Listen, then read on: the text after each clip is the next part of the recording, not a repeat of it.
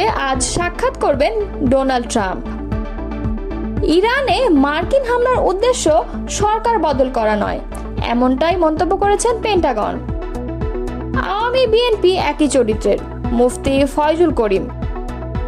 সাবেক এমপি সাবিনা আক্তার তুহিন গ্রেপ্তার। এতক্ষণ শুনছিলেন সংবাদ শিরোনাম, এবারে বিস্তারিত। হোয়াইট হাউসের ওভাল অফিসে জাতীয় নিরাপত্তা দলের সঙ্গে স্থানীয় সময় সোমবার বিকেলে সাক্ষাৎ করবেন মার্কিন প্রেসিডেন্ট ডোনাল্ড ট্রাম্প। স্থানীয় সংবাদ মাধ্যমের বরাতে এক প্রতিবেদনে এ তথ্য জানিয়েছে কাতার ভিত্তিক সংবাদ মাধ্যম আল জাজিরা।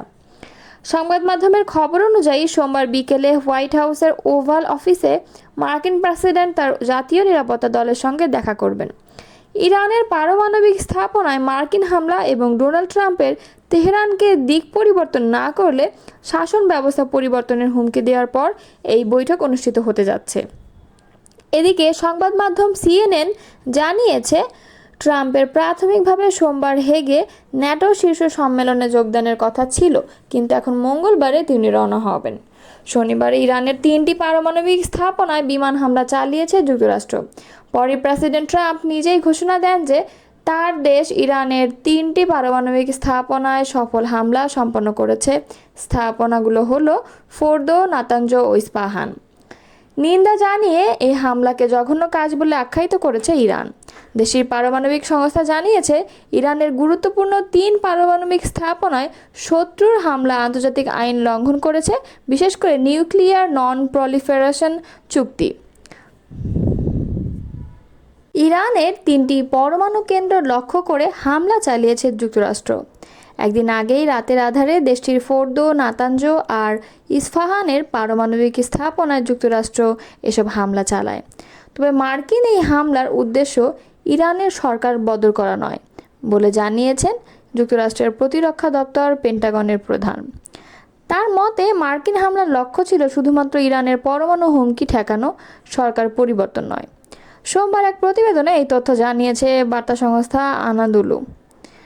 বার্তা সংস্থাটি বলেছে, ইরানের পারমাণবিক স্থাপনাগুলোতে মার্কিন বাহিনীর হামলার লক্ষ্য ছিল শুধুমাত্র পরমাণু হুমকি ঠেকানো, সরকার পরিবর্তন নয় বলে মার্কিন প্রতিরক্ষামন্ত্রী পিট হেগসেট রোববার এক সংবাদ সম্মেলনে জানিয়েছেন। তিনি বলেন, এই অভিযানের উদ্দেশ্য কখনোই সরকার পতন ছিল না, এখনও না। সংবাদ সম্মেলন তার সঙ্গে ছিলেন জয়েন্ট চিফস অফ স্টাফ এর chairman air force general Dan Kane. এর আগে প্রেসিডেন্ট ডোনাল্ড ট্রাম্পের অনুমোদনে মার্কিন বাহিনী ফোর্দো, নাতাঞ্জ ও ইস্পাহান এ অবস্থিত ইরানের 3টি গুরুত্বপূর্ণ পারমাণবিক স্থাপনাকে লক্ষ্য করে নির্ভুল ও পরিকল্পিত হামলা চালায়।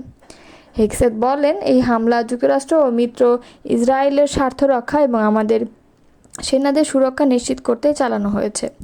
তিনি বলেন, ইরানের পারমাণবিক কর্মসূচিকে কার্যত ধ্বংস করে দেওয়া হয়েছে।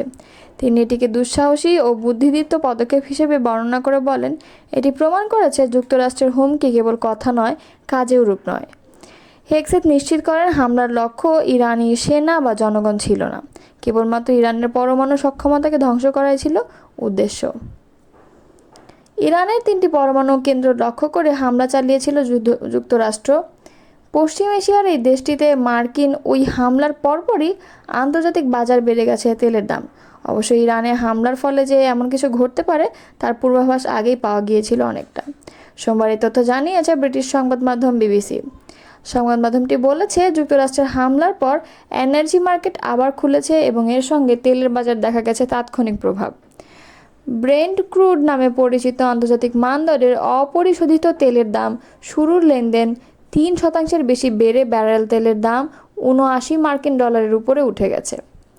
বিশ্লেষকরা আগেই পূর্বাভাস দিয়েছিলেন, ইরানের উপর যুক্তরাষ্ট্র ইসরায়েলের আক্রমণের ফলে তেল সরবরাহে ব্যাঘাত ঘটার আশঙ্কায় বাজারে অস্থিরতা বাড়বে, আর সেই আশঙ্কায় এখন বাস্তবে রূপ নিচ্ছে। বিশেষ করে মধ্যপ্রাচ্যে সংঘাতের কারণে হরমুজ প্রণালীতে জাহাজ চলাচল ব্যাহত হওয়ার আশঙ্কা রয়েছে, কারণ এখান দিয়ে বিশ্বের প্রায় 1/3 তেল রপ্তানি হয়ে থাকে। এদিকে এশিয়ার শেয়ার বাজারগুলো কিছু সময়ের মধ্যেই খুলবে এবং আশঙ্কা করা হচ্ছে তেলের দামের এই ঊর্ধ্বগতি এবং ভূ রাজনৈতিক উত্তেজনা এশিয়ার বাজারেও প্রভাব ফেলতে পারে। ইসলামী আন্দোলন বাংলাদেশের সিনিয়র নায়েবে আমির মুফতি সৈয়দ মুহাম্মদ ফয়জুল করিম বলেছেন, আওয়ামী বিএনপি একই চরিত্রের, এদের কথা ও কাজ একই ধারার। দেশের জালেমের পরিবর্তন হয়েছে, কিন্তু জুলুমের পরিবর্তন হয় নাই। শপথ ছাড়াই চেয়ার দখল করা, বিচারকদের উপর চাপ প্রয়োগ করার কাজও হচ্ছে। একই অপরাধের কারণে আওয়ামী লীগ দোষী হলে বিএনপিও দোষী হবে। রোববার লালমনিরহাটের কালেক্টর মাঠে অনুষ্ঠিত এক বিশাল গণসমাবেশে প্রধান অতিথির বক্তব্যে তিনি এসব কথা বলেন।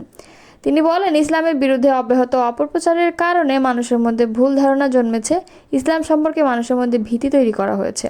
অথচ ইসলাম ক্ষমতায় আসলে মানুষ মুক্তি পাবে। ইসলাম তো অসহায় মানুষের জন্য, বিধবাদের জন্য, মিসকিনদের জন্য, সাধারণ মানুষের জন্য ইসলাম। তিনি বলেন, পুঁজিবাদী অর্থনীতি মানুষকে মুক্তি দিতে পারে না, তারা ধনীকে ধনী বানায় আর গরিবকে গরিব বানায়। আর ইসলামী গরিবকে ধনী বানায়, ধনীদের মধ্যে ভারসাম্য আনে, বর্তমান অর্থনীতি বৈষম্য তৈরি করে। গত 16 বছরে 28 লক্ষ কোটি টাকা পাচার হয়েছে। এই টাকাগুলো গরিবদের। আমার আপনার প্রতিটি অর্থনৈতিক লেনদেনের উপর ট্যাক্স ও ভ্যাট কাটা হয়। সকল টাকা আমাদের, সেই টাকাগুলোই ওরা পাচার করে ওই টাকার উপর মাস্তানি করে। ঢাকার নবাবগঞ্জ থেকে সাবেক সংসদ সদস্য সাবিনা আক্তার তুহিনকে গ্রেপ্তার করেছে ঢাকা মহানগর পুলিশের গোয়েন্দা শাখা। সোমবার সকালে ডিবি সূত্রে তথ্য নিশ্চিত করা হয়। রোববার জুলাই আন্দোলনে হত্যা মামলার আসামি হিসেবে মুন্সিগঞ্জ 3 আসনের সাবেক এমপি মোহাম্মদ ফয়সাল বিপ্লবকেও গ্রেপ্তার করেছে ডিবি। রাজধানীর মণিপুরি পাড়া এলাকা থেকে তাকে গ্রেপ্তার করা হয়। ডিএমপি মিডিয়া ও জনসংযোগ বিভাগের উপর উপকমিশনার মোহাম্মদ তালেবুর রহমান জানান, রোববার রাতে মণিপুরি পাড়া থেকে সাবেক এমপি ফয়সাল বিপ্লবকে গ্রেফতার করেছে ডিবির একটি বিশেষ দল। সকালে সাবিনা আক্তার তুহিনকে গ্রেপ্তারের বিষয়টি নিশ্চিত করেছেন ডিবির যুগ্ম কমিশনার মোহাম্মদ রবিউল হোসেন ভূঁইয়া। তিনি বলেন, সুনির্দিষ্ট অভিযোগে ডিবি ওয়ারি বিভাগের একটি দল তাকে গ্রেপ্তার করেছে।